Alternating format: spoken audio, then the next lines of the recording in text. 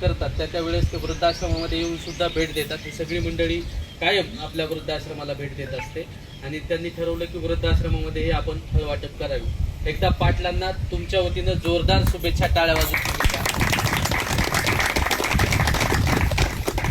कारण आज जर बघितलं, जरांगे पाटील यांचा लढा संपूर्ण महाराष्ट्रातल्या प्रत्येक व्यक्तीसाठी आहे. जो गरजू आहे, गरजवंत आहे, अशा प्रत्येक व्यक्तीसाठी, तो कुठल्या जातीचा, कुठल्या धर्माचा, कुठला असा काहीच पाटलांकडे भेद नाही आहे. पण जरांगे पाटील हे सर्वसामान्य लोकांच्या लेकरांसाठी लढणारं नेतृत्व आहे. पण पाटलांना कुठंतरी लोक बंदिस्त करण्याचा सुद्धा प्रयत्न करतात की या जातीमध्ये वाटून ठेवण्याचा सुद्धा प्रयत्न करतायत. पण पाटील कुठल्याही जातीला विरोध करत नाही आहेत. प्रत्येकाच्या लेकराच्या पदरात जे काही शासनाच्या योजना आहेत त्या पडाव्यात, त्यासाठी पाटील लढत आहेत आणि त्यासाठी लढत राहणार आहेत. पाटलांना तुमच्या आशीर्वादाची गरज आहे. तुम्ही भरभरून आशीर्वाद द्या, एवढीच अपेक्षा आमची आहे.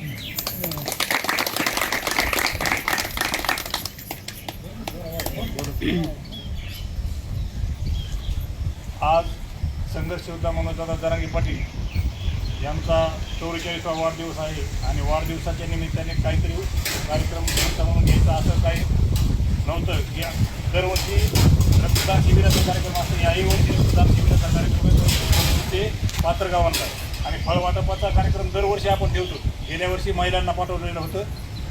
वाढदिवसाच्या निमित्तानं महिला आलेल्या होत्या ना आपल्याकडे. जरांगे पाटलाचा वाढदिवस आज जवळपास 3 वर्ष झालं कंटिन्यू आपण सलग हे उपक्रम राबवतो आणि हे उपक्रम राबविण्याचं कारण म्हणजे एकच आहे